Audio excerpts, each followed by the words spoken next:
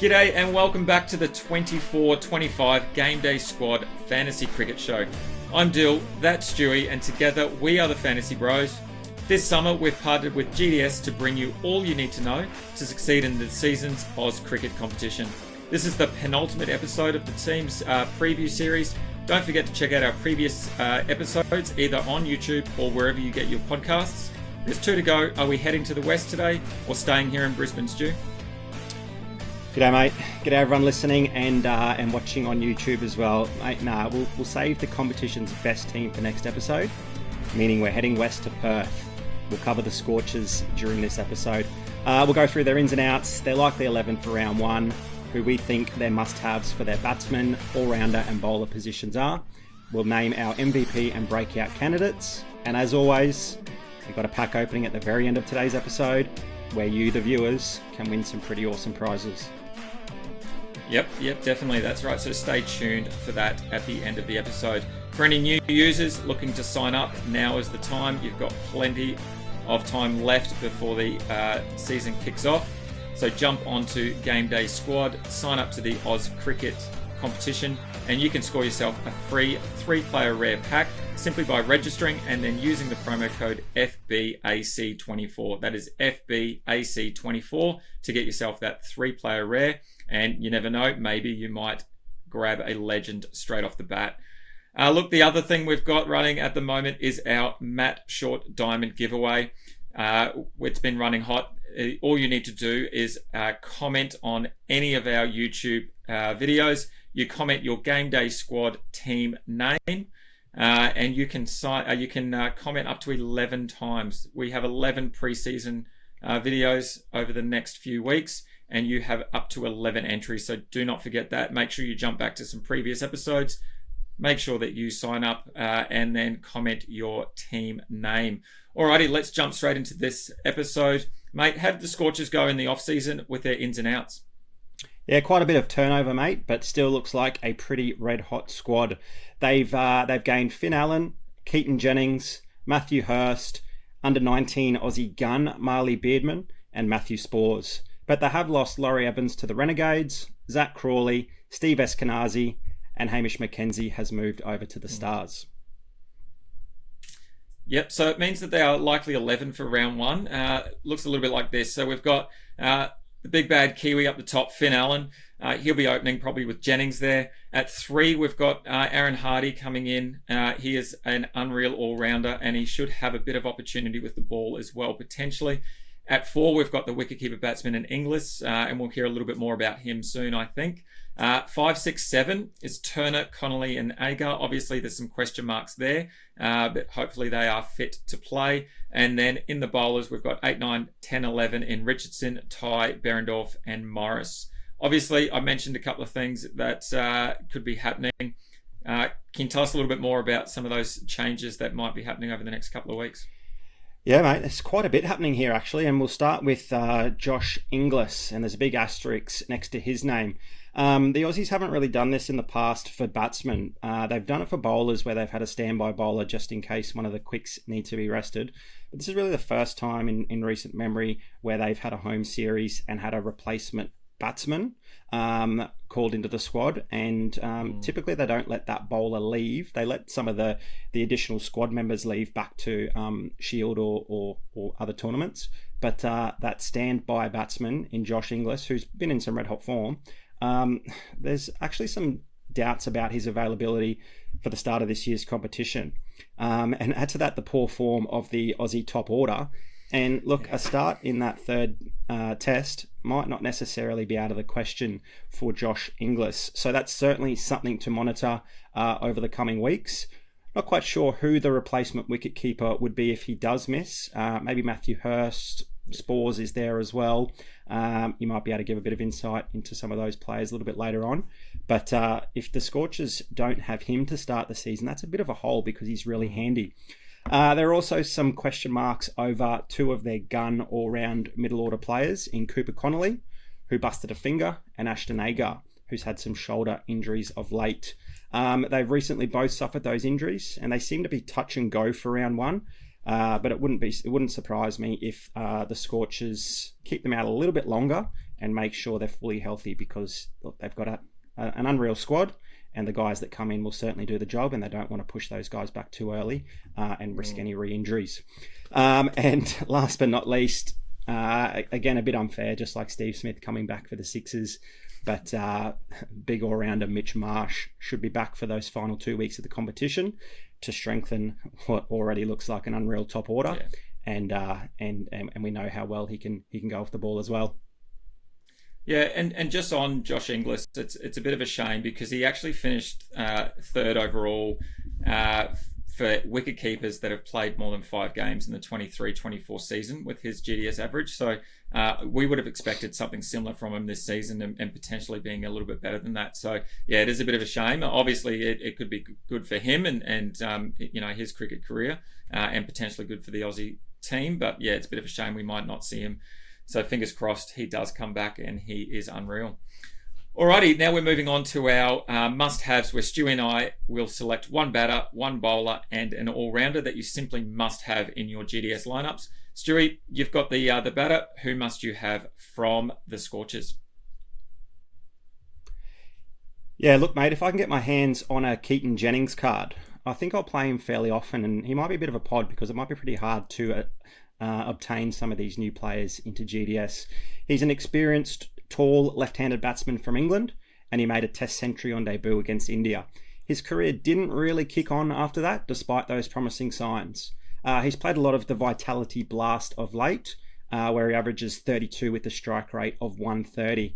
If he can bring similar numbers to this year's tournament, he could average close to 50 GDS points, which is great for your batter position. He might even do some part-time bowling, which would be absolute gold, given you can slot him into your bats. Yeah, I'm looking forward to seeing him opening.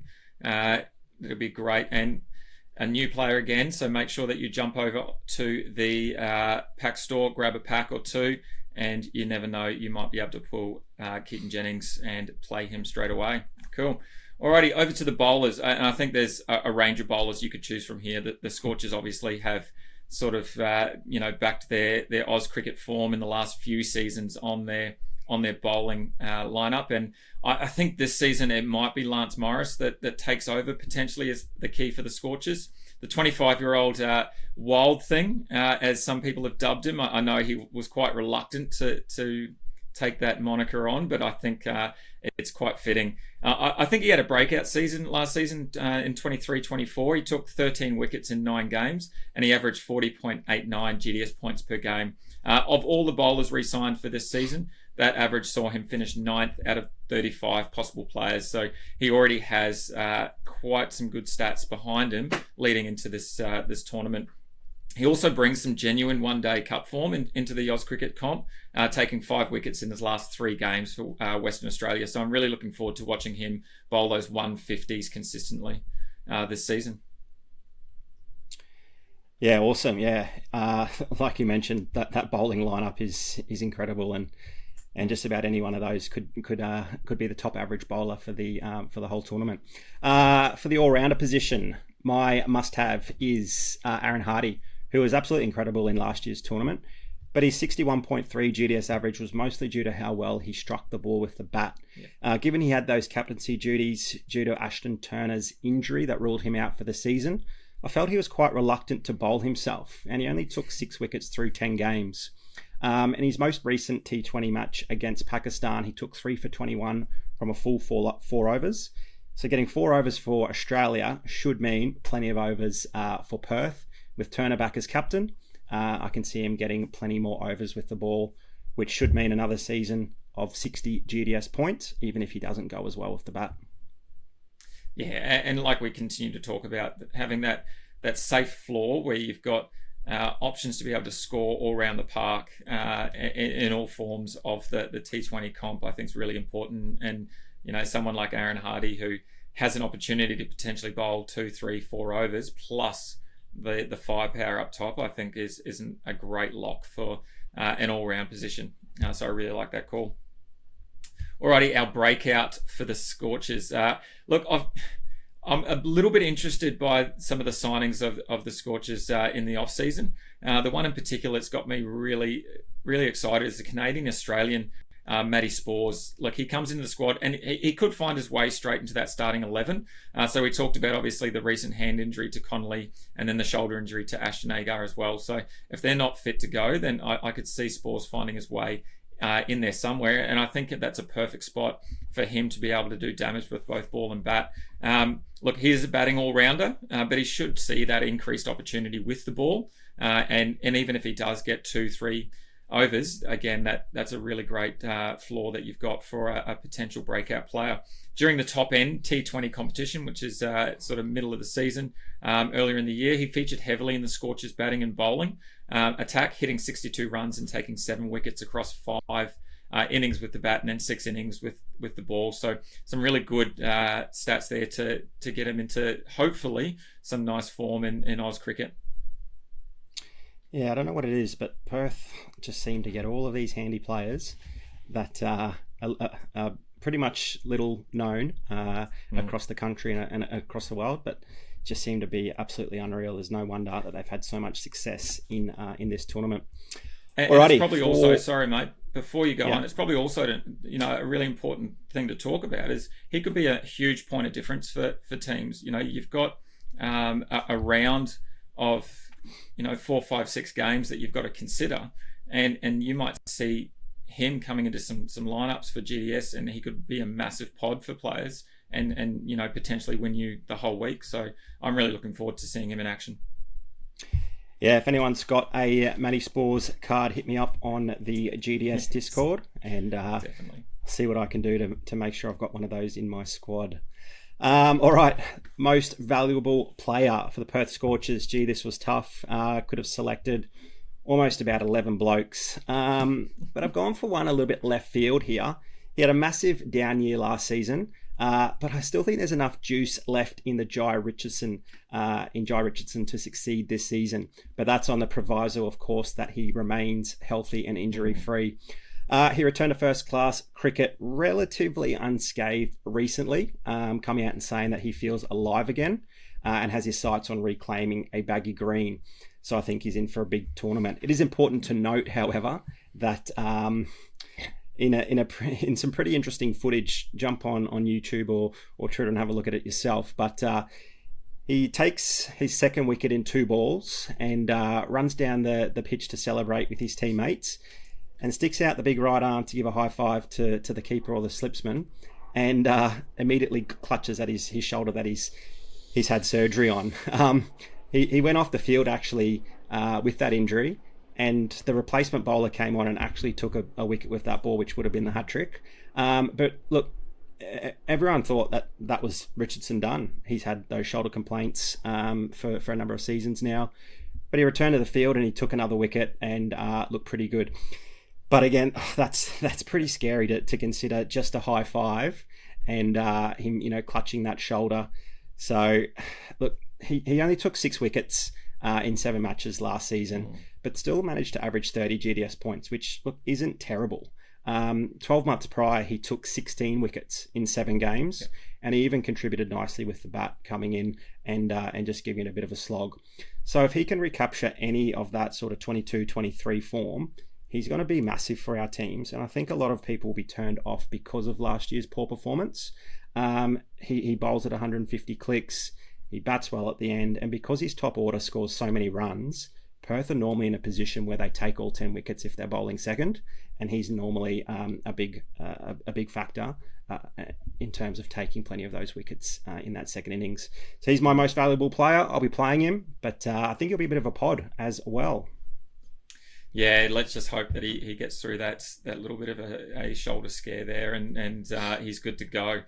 Unreal. Alrighty, on to our favourite part of the episode where we get to open some packs. So we're going to open a 3-player rare and a 3-player unique. And any Scorchers that are pulled from those packs will go straight into the giveaway pool. Remember, if no Scorchers are pulled, then all 3 cards will go into that giveaway pool. Really easy to enter. Just jump onto the GameDay Squad YouTube page, like the video, comment your breakout and MVP Scorchers for the 24-25 season, and you will go into the draw to win some of those awesome cards from the giveaway pool. Alrighty, so I think, Stu, you have the rare pack first up today, so let's jump over to to that and let's see what we've got. Let's do it, mate. Alrighty. The 3-player rare pack. We start with Ollie Pope, and that's a very handy card. I think there'll be a few people hoping that we don't pull any Perth players in the next 2 cards.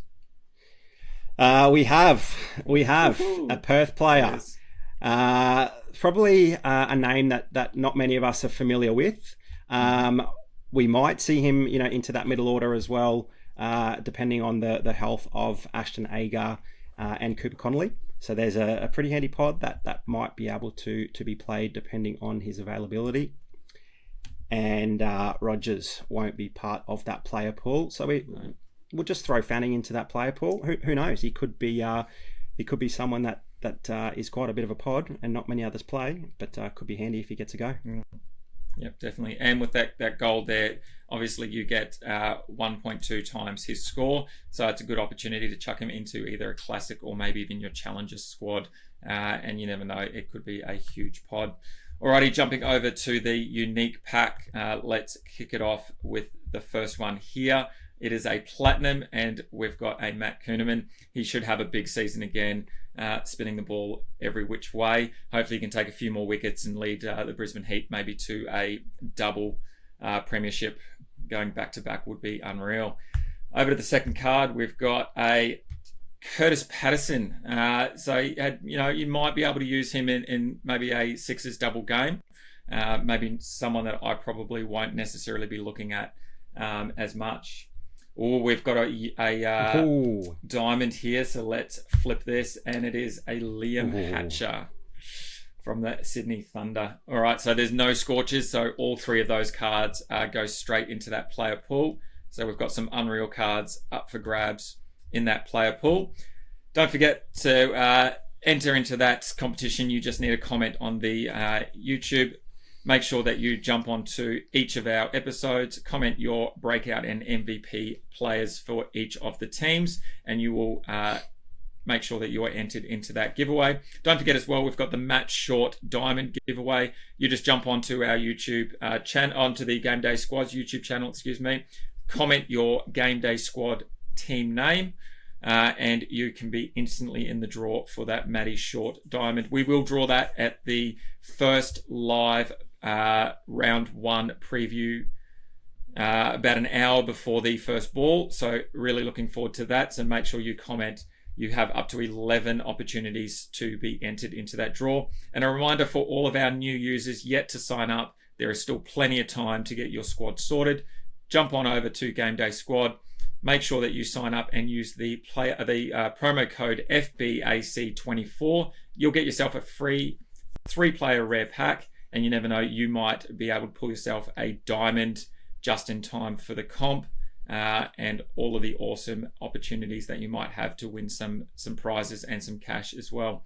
Alrighty, that's it. That was the penultimate episode, the Perth Scorchers. We've got 1 to go, and then we're going to jump into some ranking videos a little bit later as well. So make sure that you stay tuned both over on our YouTube. So that's the GameDay Squad's YouTube page, as well as anywhere that you get your podcasts. Also make sure that you follow GameDay Squad on Instagram and at Fantasy Bros AU for all the latest updates, any team news and injuries. And jump over onto the GameDay Squad Discord. There's plenty of chat there, plenty of opportunities to trade player cards.